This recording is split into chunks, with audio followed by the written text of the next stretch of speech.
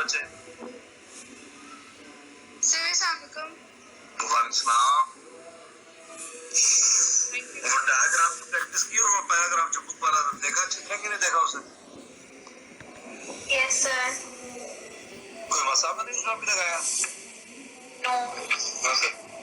चलो माशाल्लाह सारी लाइन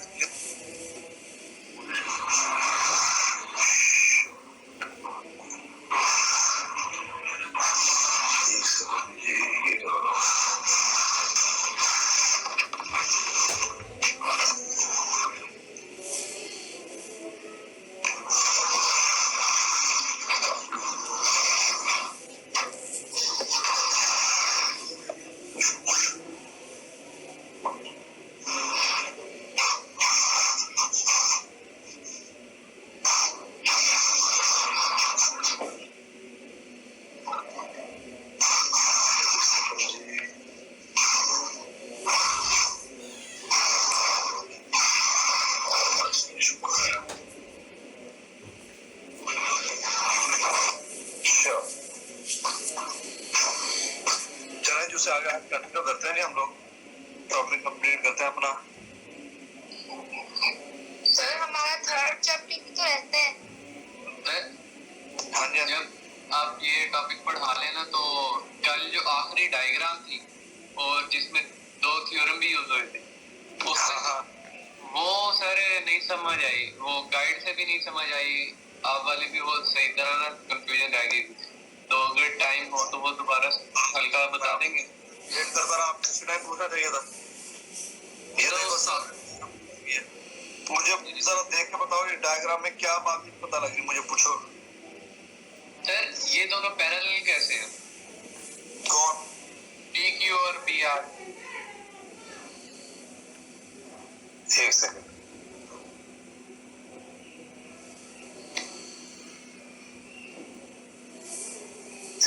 ये थी वही तो ये हो गया नहीं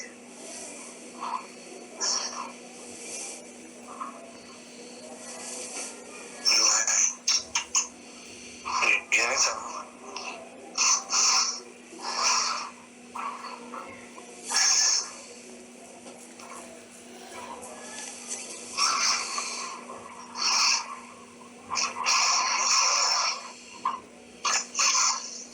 ये था नहीं, कल मेंशन था। जी सर। Yes sir. यार ये पिछले पन्ना एक मिनट टाइम रोज आया था ये वाला सेंट्रल फोर्स वाला किधर गया?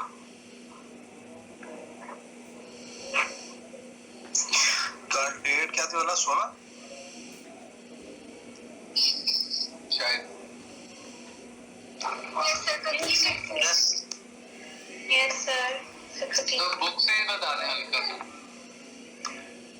चलो मैं देख रहा था वही पेज मिल जाता 12 शायद मैंने आपको करवा के क्लियर कर दिया वो 12। मैं एक मिनट देख लेता हूँ यहाँ पे दोबारा। अच्छा सुने, ये देखो जरा ये आगे बुक। हाँ भाई, आप किस लाइन के कौन कौन कैसे पैरेलल है? PQ और PR कैसे पैरेलल हो जाते हैं? PQ और PR नहीं यार, ये तो बात ही नहीं की हमने। मैं तो आपको ये बताया था, ये जो बुक में ये इस पैराग्राफ में लिखा हुआ है इसका पूछ रहे हो? जी सर। पैरेलल देखो QR जो है ना, QR इसके कहने का मतलब ये है कि QR जो ये वाली लाइन है, this is parallel to the perpendicular bisector of AB। जो AB है ना, AB का परपेंडिकुलर बाइसेक्टर बनेगा ये, ठीक है? तो डेल्टा B या फिर QR इसी के डायरेक्शन में निकाला था कि नहीं निकाला था? जी। तो इसका मतलब ये हुआ कि हमारे पास एक्सेलरेशन इसी तरफ होगी। ये प्रूव करने के लिए एक्सेलरेशन हमेशा डेल्टा V की डायरेक्शन में होगा। डेल्टा V और डेल्टा R है ना, डेल्टा T। तो acceleration is always in the direction of delta V। इसका मतलब ये है।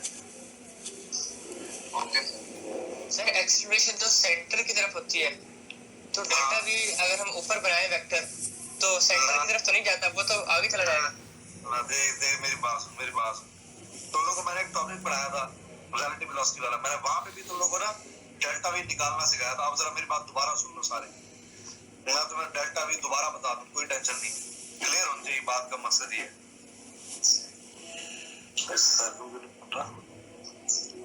हाँ, अब देखो मेरी बात सुनो, ये दो पॉइंट्स लिया आपने, ये पॉइंट ए है और ये पॉइंट बी है, ठीक है। पॉइंट ए पे जो वेलोसिटी अराउंड द टेंजेंट है वो ये बनी VA, और पॉइंट बी पे जो वेलोसिटी अराउंड द टेंजेंट है वो ये बन रही है, दैट इज VB। मैंने क्या बोला था, VB को उठा के VA की टेल में ज्वाइन करो, ये देखो जरा, तो ये VA है, ये VB है, और पहले की टेल से लास्ट के एंड तक ये आपके पास क्या आ रहा है, इसका नाम रखा था delta V, change in velocity vector. तो सेंट्रीपिटल एक्सेलरेशन कहाँ है, टुवर्ड द सेंटर है, तो जरा देखो delta V toward the centre आया कि नहीं आया।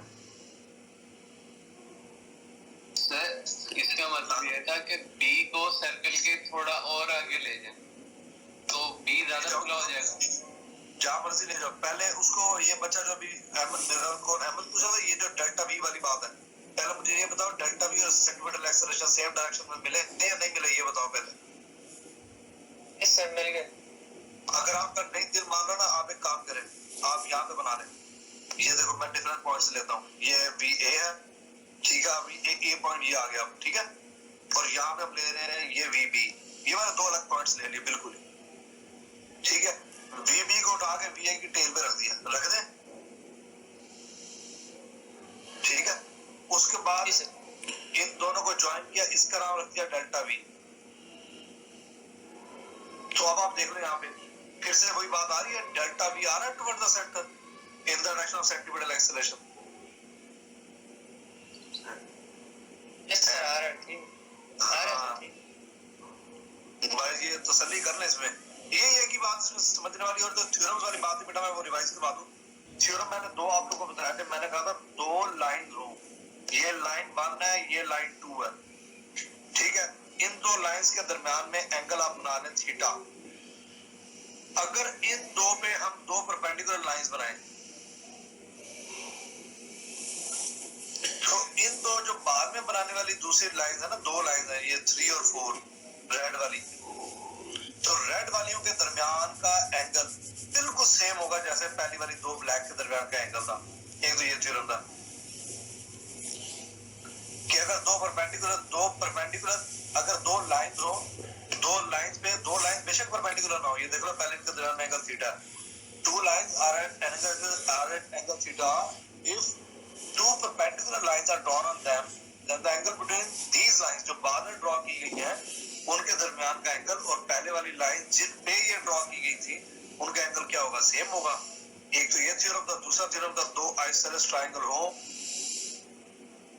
दो आइसोसेलेस ट्रायंगल, आइसोसेलेस किसे कहते हैं, जिसकी दो साइड बराबर होती हैं।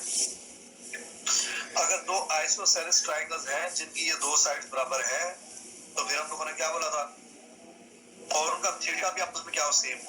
एक हमने लिया था यहाँ पे PQR, ठीक है, और दूसरा ट्रायंगल हमने यहाँ पे यूं बना लिया था OAB। तो अगर दो आइसोसेलेस ट्रायंगल हो जिनकी ये वाली दो साइड्स बराबर है, ये भी आ रहा है, ये भी आ रहा है, तो हम लोगों ने बोला था कि फिर इनका एंगल भी बराबर हो, दो साइड्स बराबर हो, दो आइसोसेलेस ट्रायंगल की साइड्स बराबर हो और उनका थीटा सेम हो, तो फिर इनमें आप एंगल के सामने वाली साइड और इक्वल साइड में से किसी एक को ले लें। हमने VA = VB = V कर दिया, और दूसरे ट्रायंगल में भी थीटा के सामने वाली साइड, ठीक है, थीटा के सामने वाली साइड और डिवाइड बाय जो कॉमन साइड है। आप ये ले ले, आंसर क्या आएगा, सेम आएगा। Is it clear? हाँ, काम रह कुछ नहीं गया था, जरा देखिएगा यहाँ पे। हाँ जी भाई सर, अगर A और B के दरमियान तक डेल्टा T छोटा हो जाए, प्रोसेस तो 0 हो जाए, तो आप डिस्टेंस S कैसे कवर करेंगे, इक्वल कैसे हो जाएंगे? तो ये साइड्स ही बराबर रखनी है, देखो ना, आर तो सेम रहेगा, ये आपने छोटा सा डिस्टेंस कर लिया, थीटा बहुत छोटा कर दिया, ये वाली साइड आ रहा है, ये वाली साइड आ रहा है, हम तो इन साइड्स की बात कर रहे हैं कि ये साइड्स क्या होनी चाहिए सेम, ये वाली और ये वाली, ये तो ऐसा है सामने वाली। सर उससे जो कर्व का एरर आता था वो भी सही होगा ना? हाँ अब ये भी असल में तो कर्व है ना, हमने उसको जो स्ट्रेट लिया। थीटा अप्रोचेस टू जीरो नहीं है, theta is so small, theta is small अब का वैल्यू तो खत्म हो जाएगा। हाँ वेयर डिस्टेंस एस या फिर आर्क लेंथ, आप लोग बोलोगे arc length L, arc length S becomes straight line displacement, becomes displacement, समझे बात? तो इतना छोटा लेना है कि आपके पास कर्व की बजाय कर्व और इसमें कोई फर्क ना रहे, ये बिल्कुल नियरली सेम हो जाए, तकरीबन सेम हो जाए, थीटा की ऐसी वैल्यू लेते हैं। अच्छा सर ये इक्वेशन है acceleration is equal to delta v divided by s divided by v, हाँ ये इस इक्वेशन में कैसे कन्वर्ट होगी? Acceleration is equal to delta v over s, सबसे नीचे वाला v किधर है? और मेरा भाई मेरी बात सुन यार, डेल्टा टी की जगह पे एस ओवर वी आया था, और डेल्टा वी की अभी मैंने दोबारा वैल्यू निकाल के दिखाई है आपको, आपने प्रैक्टिस नहीं की इसकी, s into v over r, मुझे तो नहीं लगता आपने तैयार किया इसे। डेल्टा वी की जगह पे क्या पुट किया था, s into v over r, v से वी क्या हुआ, कैंसिल हुआ जी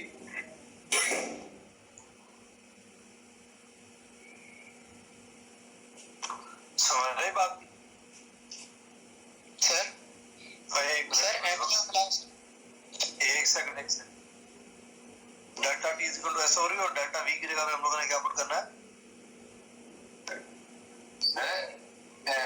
डेल्टा टी की जगह पुट करना है, v की जगह। डेल्टा टी की जगह पे एस ओवर वी आ गया ना यार, कल मैंने सारा ड्राइव करवाया था यार, वैल्यू निकलाई कल बैठा था यार, ये कल आया नहीं था लेक्चर में। सर आया हुआ था, तो फिर बेटा कल ये चीजें तो आपको कल पूछनी चाहिए थी वैसे, ये s into v over r, ये आप देखें जरा, वी तो मल्टीप्लाई होगा, एस कैंसिल होगा, s into v over r और वी ओवर एस से मल्टीप्लाई कर देंगे ना, उल्टा कर दिया हम लोगों ने, डिवाइड अगर करेंगे ये यूं आता ना यार, divide by s over v, और मल्टीप्लाई करेंगे तो s into v over r multiply by v over s हो जाएगा, एस से एस कैंसिल और ये हो जाएगा वी स्क्वायर ओवर आर। अब देख लो दोबारा कोई मसला तो पूछे। हाँ सर। हाँ जी भाई, सबको क्लियर है ये वाली बात? सर एंगुलर वेलोसिटी और एंगुलर और लीनियर वेलोसिटी के दरमियान एंगल 90 डिग्री होगा? हमेशा 90 होगा, क्योंकि सर्कुलर पाथ में लीनियर वेलोसिटी इस प्लेन में है और एंगुलर वेलोसिटी इस प्लेन के परपेंडिकुलर है।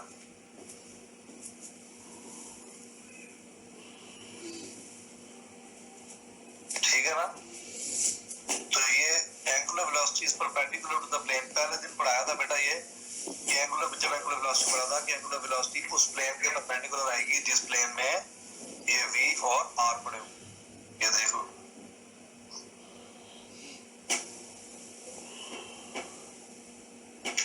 Omega is perpendicular to r, omega is perpendicular to v, चाहे r और v के दरमियान में जो सा मर्जी एंगल।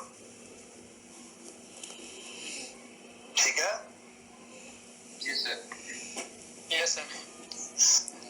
अच्छा भाई, अब AC is equal to V square over R, FC is equal to MAC करते हैं, तो यहाँ पे क्या बनेगा, M into V टेंजेंशियल का square over R, this is equal to the centripetal force, ये इसकी एक फॉर्म आ गई। अब V equals to R omega, तो FC is equal to M into R omega whole का square divide by R, M R square omega square divide by R, तो बेटा ये कैंसिल होके क्या बचेगा, M R ओमेगा स्क्वायर। जैसे centimetre acceleration के दो फॉर्मूलाज थे, ऐसे सेंटीमीटर फोर्स के दो फॉर्मूलाज बनेंगे। यहाँ से F C is direct proportional to the mass, centripetal force is direct proportional to the square of the velocity, and centripetal force is inversely proportional to the radius of the circular path. और when we are discussing the angular velocity, तो यहाँ से क्या पता लगेगा, centripetal force is direct proportional to mass, centripetal force is directly proportional to r and it is directly proportional to omega square.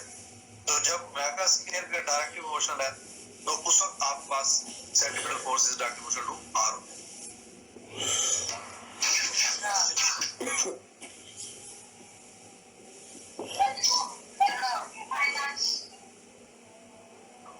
हाँ जी बड़ा, ये बात क्लियर हुई? जी सर. कोई मसला मसाइल?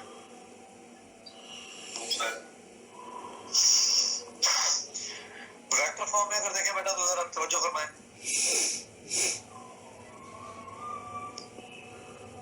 ये सेंटीमीटर फोर्स का लग रही है टुवर्ड द सेंटर. ये जमाबज की टेंजेंशियल वेलोसिटी. तो एक बात मेरी याद रखना कि सेंटीमीटर फोर्स लग तो टुवर्ड द सेंटर रही है, लेकिन हर लम्हे पे आप देखें सेंटीमीटर फोर्स की डायरेक्शन चेंज हो रही है या नहीं हो रही? है तो टुवर्ड द सेंटर, लेकिन आप पहली पॉइंट पे देखें, दूसरे पे देखें, तीसरे पे, चौथे पे, पहले और तीसरे पॉइंट पे एक दूसरे के तकरीबन ऑपोजिट नहीं आ गई? जी सर. तो क्या बताएंगे कि डायरेक्शन यार 5-6 बच्चे कम है लेक्चर में, खैर है, बल्कि अब आ गए हैं थोड़े से और, अभी भी 3-4 बच्चे कम है. चलो कहीं गया हूँ मैं.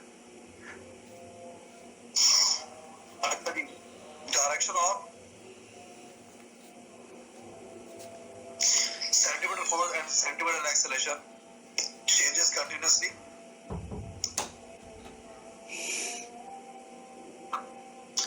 But is always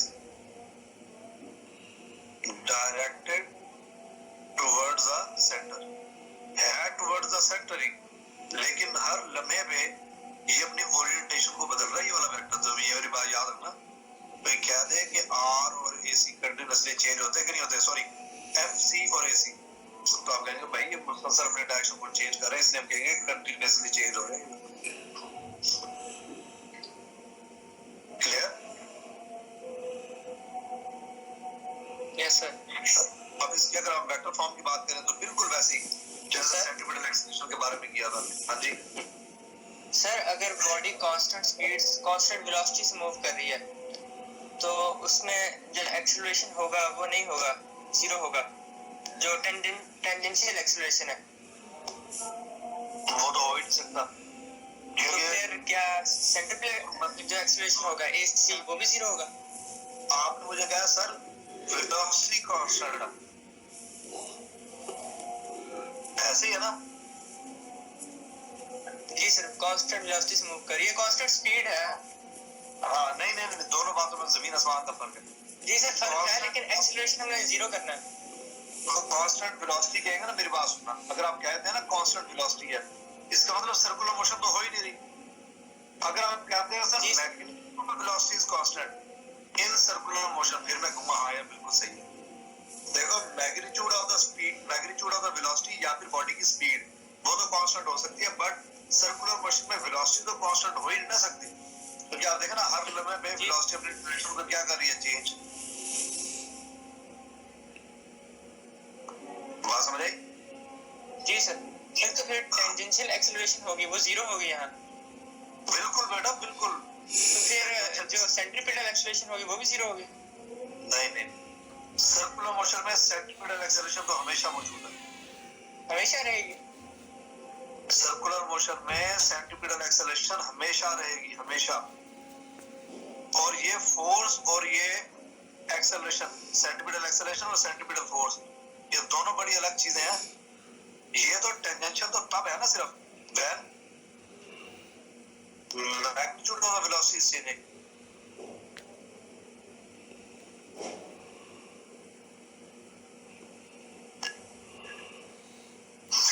और बेटा सेंटीमीटर फोर्स देखो, मेरी बात सुनो, सेंटीमीटर फोर्स और सेंटीमीटर एक्सेलरेशन इन्होंने तो हमेशा ही रहना, क्योंकि जब भी सर्कुलर मोशन हो रही है centimetre force toward the centre लगनी है, और जब सेंटीमीटर फोर्स लगेगी सेंटीमीटर एक्सेलरेशन पैदा होगा ही होगा. और ये सेंटीमीटर एक्सेलरेशन बेटा मैंने आपको कल के टॉपिक में बड़ा वाज़ेह बताया था कि this centimetre acceleration is produced only due to the change in velocity vector. ये बड़ा किस वजह से पैदा हो रहा है? Due to the change in velocity vector.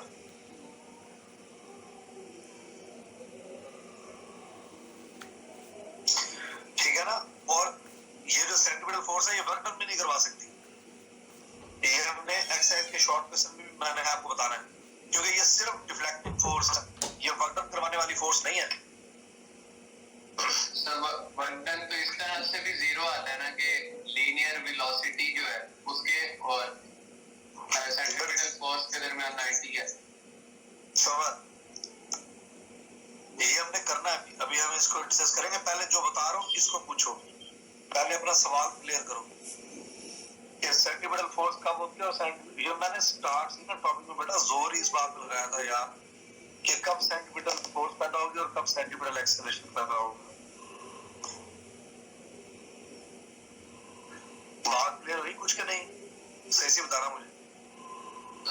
काफी होगी। हाँ भी सेंट्रीपिटल फोर्स अहमद पूछ रहा था। यस सर, हो गई, बिल्कुल ठीक हो गई।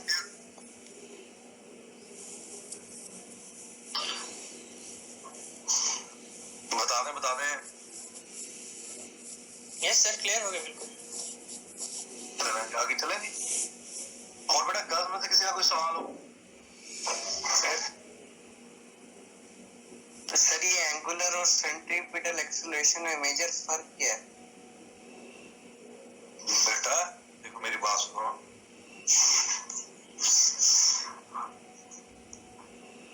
सेंट्रीपिटल एक्सेलरेशन सबसे पहले याद रखना कि ये change in tangential velocity vector with respect to time. ठीक है, वेलोसिटी वेक्टर की बात होगी, चेंज इन वेलोसिटी वेक्टर। एक बार एंगुलर एक्सेलरेशन बराबर होता है rate of change of angular velocity with respect to time. ठीक है, और टेंजेंशियल एक्सेलरेशन पैदा होगा चेंज इन टेंजेंशियल नहीं शो हो रही। स्क्रीन क्यों नहीं शो हो रही भाई? सर हो रही है। सर हो रही है हमारे पास। हाँ, ये दोबारा फ्लैश करके देखे। ये तीन एक्सेलरेशन बेटा मैंने आपको पढ़ाए थे। ये एक्सेलरेशन किसकी वजह से पैदा हो रहा है? सेंट्रीपिटल फोर्स की वजह से। ये एक्सेलरेशन कब पैदा होगा? टॉर्क की वजह से। ये एक्सेलरेशन कब पैदा होगा? जब टेंजेंशियल फोर्स लगेगी। और AT is equal to R alpha भी देखा था।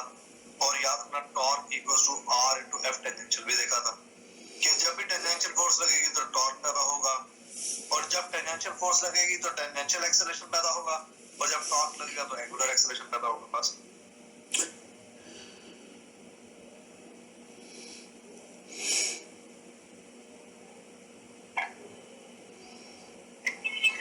देखो सर्कुलर मोशन जब भी होगी ना सेंट्रीपिटल एक्सेलरेशन मास्टर। क्या बताया मैंने? सर्कुलर मोशन जब भी होगी जब होगी तो सेंट्रीपिटल एक्सेलरेशन तो मस्ट है, होगा ही होगा। हाँ, टेंजेंशियल एक्सेलरेशन सिर्फ तब होगा जब magnitude of the velocity change होगा, और जब टेंजेंशियल वेलोसिटी होगी, जब टेंजेंशियल एक्सेलरेशन मौजूद होगा तो लास्ट बात है वहां पे एंगुलर एक्सेलरेशन भी मौजूद होगा।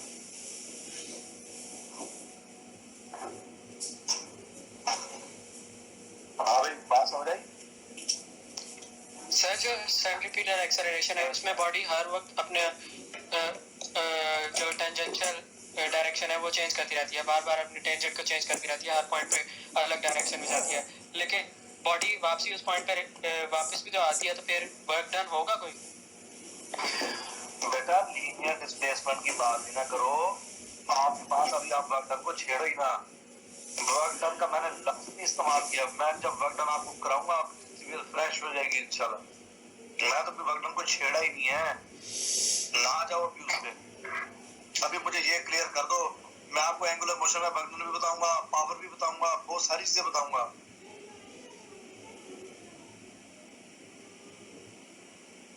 अब सुनो मेरी बात, आपको वर्क डन का इतना शौक चढ़ा हुआ, जरा सुन लो सारे। चलो अब आपको मैं बताता हूँ पहले वर्क डन कौन कौन सा। एक है work done by the centripetal force, ठीक है, और एक है हमारा वर्क डन बाय टॉर्क। ये दोनों किसमें देखना है? एंगुलर मोशन में। ये दोनों किसमें देखना है बेटा? एंगुलर मोशन में। मैंने एक बार मना किया वर्कडन का, फिर आप बार बार सवाल पूछ रहे हो, अब मेरे से सुन लो। एक वो पूछ रहा है कि सेंट्रीपिटल फोर्स की वजह से वर्कडन होगा या नहीं होगा, और फिर वो पूछ रहा है कि क्या कोई वर्कडन एंगुलर मोशन में होगा भी या नहीं होगा। तो बेटा पहले सेंट्रीपिटल फोर्स की कहानी सुनो। जब हम बात करते हैं ना about the centripetal force, centripetal force is always acting toward the centre, पहली बात, ठीक है। वेलोसिटी यहाँ पे कहाँ पे है? Along the tangent. दूसरी बात, अब ये वेलोसिटी जो है ना, ये delta D over delta T आप लोग लेंगे for small angle theta, for small angle theta आप लोग लेके देखें इसको, तो ये डेल्टा डी आएगा ही आएगा। जैसे बॉडी इस पॉइंट पे है, फिर बॉडी आ गई इस पॉइंट पे, तो ये मैंने अभी तो बड़ा बना के आपको दिखा दी, ये बहुत छोटा ले रहे हैं हम लोग डेल्टा डी, ठीक है। तो आप लोग यहाँ पे बताएंगे, आप कहेंगे कि आपके पास जो सेंट्रीपिटल फोर्स है is perpendicular to delta d. ये किसके परपेंडिकुलर है? डिस्प्लेसमेंट के। Theta is equal to 90, so work done is equal to F C, लिखना जरूर, into delta d into cos of 90। Cos of 90 होता है बेटा 0, तो वर्क डन इज 0। पड़े पड़े बॉडी को घुमा नहीं सकती centripetal force. Work done by the centripetal force 0 आने का मतलब क्या है? कि ये बॉडी जो है ना रेस्ट में, a body in rest, a body in rest cannot be moved, cannot be displaced by centripetal force। तो इसलिए इसका मतलब ये फोर्स वर्क डन भी नहीं करवा सकती। सेंट्रीपिटल फोर्स तो लगेगी तब जब बॉडी मूव कर रही होगी और उसके परपेंडिकुलर फोर्स लगेगी। जब बॉडी की वेलोसिटी हो कोई ना कोई और उसके परपेंडिकुलर फोर्स लगेगी तो आपके पास सर्कुलर मोशन पैदा होगी, अदरवाइज सर्कुलर मोशन पैदा ही नहीं होगी। तो सेंट्रीपिटल फोर्स रेस्ट में पड़ी हुई बॉडी को मूव नहीं करा सकती। और मैंने आपको थीटा से भी बता दिया, दोनों बातें याद रखना, मैंने आपको थीटा से भी बता दिया और मैंने आपको ये भी बता दिया कि सेंट्रीपिटल फोर्स तो लगती ही सिर्फ तब है जब सर्कुलर मोशन करवानी होती है एक लीनियरली मूविंग बॉडी। अगर बॉडी रेस्ट में तो सेंट्रीपिटल फोर्स तो है ही नहीं ना वहां पे। क्या ख्याल है? जी सर। Yes sir. ये बात क्लियर होगी आपको? जी सर। चले अब मुझे बताइएगा, अब एंगुलर मोशन हो रही है, आप क्या कहते हैं? कोई वर्क डन नहीं कवर हो रहा भाई। दूसरा सवाल जो था बेटा, ये work done by the torque जो है ना, ये W is equal to torque theta के बराबर होगा। W is equal to F T से ये लीनियर मोशन है, ठीक है, और ये एंगुलर मोशन है, ठीक है। लीनियर मोशन में फोर्स है, एंगुलर मोशन में टॉर्क आ गया। लीनियर मोशन में लीनियर डिस्प्लेसमेंट, एंगुलर मोशन में एंगुलर डिस्प्लेसमेंट। ये है work done by the torque. समझ आई बात? और ये नेट टॉर्क नहीं है, ये मेरी बात याद रखना, this is not the net torque, this is not the net torque. बेशक नेट टॉर्क 0 हो, एंगुलर वर्क होगा, इस वर्क का नाम है एंगुलर वर्क, ठीक है भाई। बेशक आपके पास यहाँ पे नेट टॉर्क 0 है। जैसे याद करो, हमारे पास एक जो एयर में से एक पार्टिकल मूव करता हुआ नीचे आ रहा था, हमने बोला था वेलोसिटी कांस्टेंट है। वहां पे हम लोगों ने work by the gravitational force भी निकाला था और न्यूमेरिकल में work by the frictional force भी निकाला था, याद आया? तो यहाँ पे तो नेट फोर्स 0 थी, लेकिन हम लोगों ने दोनों वजह से वर्क डन निकाला था ना, अलग-अलग आया था। एक की वजह से पॉजिटिव, एक की वजह से नेगेटिव, ऐड करेंगे तो 0 आ जाएगा, वो अलग बात है। तो यहाँ पे भी ऐसे ही है। अगर आपके पास ओमेगा कांस्टेंट है, ओमेगा कांस्टेंट का मतलब है नेट टॉर्क 0 है, लेकिन इसी कंडीशन में हम लोग अप्लाइड टॉर्क देखें तो वो तो 0 नहीं है ना। Applied torque is equal and opposite to the restoring torque। इसका मतलब ये होता है, restoring torque कौन सा है? Torque due to friction. For example, अगर ये बैलेंस हो रहे हैं, पंखा कांस्टेंट स्पीड से हवा में घूम रहा है, तो तब एंगुलर वर्क जरूर हो रहा है, ये मेरी बात याद रखना। और एंगुलर वर्क या तो अप्लाइड फोर्स की वजह से निकालें, सॉरी एंगुलर वर्क या तो अप्लाइड टॉर्क की वजह से निकालें या रीस्टोरिंग टॉर्क की वजह से निकालें। बात समझ आ रही है?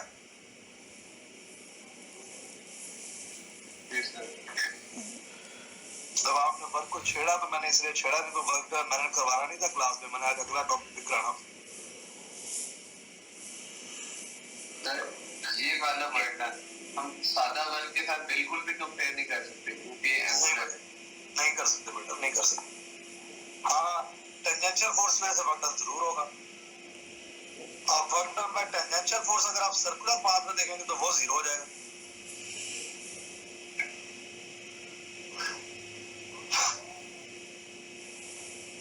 उसका आपने लीनियर डिस्प्लेसमेंट ले आएंगे, work done bye tangential force एक अलग चीज शुरू हो जाएगी, इसमें जाने की जरूरत नहीं है बेटा आपको, यहाँ तक काफी है इतना कि बहुत ज्यादा आप लोगों ने डिस्कस कर लिया वर्क डन को, अब इसको ज़हन में भी रखना।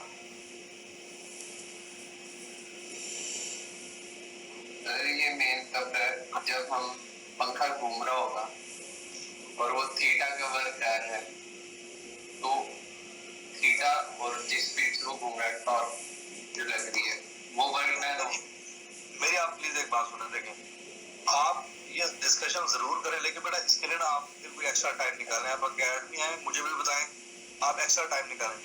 देखें क्लास के अंदर इस डिस्कशन का बाकी बच्चों को कोई फायदा नहीं, तो जो इतनी सारी स्ट्रेंथ बाकी बैठी बेटा वो आपके अकेले के लिए, मैं तो आपको जवाब दे दूंगा, ये ना समझ अल्लाह ताला माफ कर मुझे जवाब नहीं आता, जवाब मेरी सारी बातों के अल्हम्दुलिल्लाह आते हैं आपके सवालों के, ठीक है। मसला सिर्फ ये है कि बाकी बच्चों का तो कोई कसूर नहीं है ना, तो जो आउट ऑफ द वे जाके डिस्कशन है ना बेटा, ये ना सोचना यहाँ से मैं आपके सवाल का जवाब दे रहा, आपको मैं समझाने की जो कोशिश कर रहा हूँ उस बात को समझिएगा।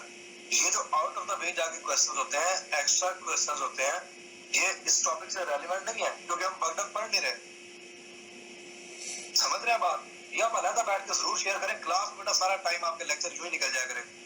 हाँ रेलिवेंट जो चीजें वो 100 बार पूछे, जैसे आपने डेल्टा वी का असर बता दें, डेल्टा वी पैरेलल कैसे मैंने वो बता दिया, delta we change in velocity मैंने खुद करके बता दिया, centimetre acceleration, tangential acceleration, angular acceleration ये टॉपिक का हिस्सा है, तो मैंने आपको बार बार बता दिया, कल भी सारी बातें बताई थी आज फिर बता दी, समझ आ रही बात। लेकिन बेटा यहाँ पे ये एक्स्ट्रा जो चीज जा रही है इसमें टाइम नहीं जाएगा, बाकी बच्चों को कोई कसूर नहीं बेटा, होता है हमारा टाइम भी जाया होगा, सिलेबस भी नहीं पूरा होगा, एक्स्ट्रा क्वेश्चन करिए एक्स्ट्रा टाइम, क्या ख्याल है? जी सर ठीक है ना। तो अब इस टॉपिक से रिलेवेंट इस टॉपिक के अंदर कोई और बात जो आपके माइंड में आ रही हो जो आप पूछना चाह रहे हो, फोर्स की वेक्टर फॉर्म हमने एक देखी है, फोर्स की वेक्टर फॉर्म एक और भी है, this is m r mega square into minus r head, जैसे fc इज इक्वल टू हमने निकाला था m v square over r और इसकी डायरेक्शन माइनस r हेड के लॉन्ग है, जैसे सेंटीमीटर एक्सेलरेशन का केस था, तो यहाँ पे लोगों ने सेंटीमीटर एक्सेलरेशन निकाला था,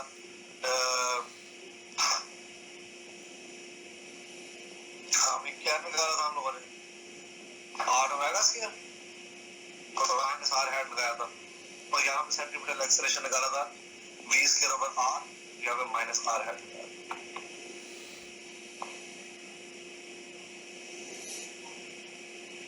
अच्छा अब एक बात बताना मुझे जरा, f is equal to del p over delta t होता है या नहीं होता?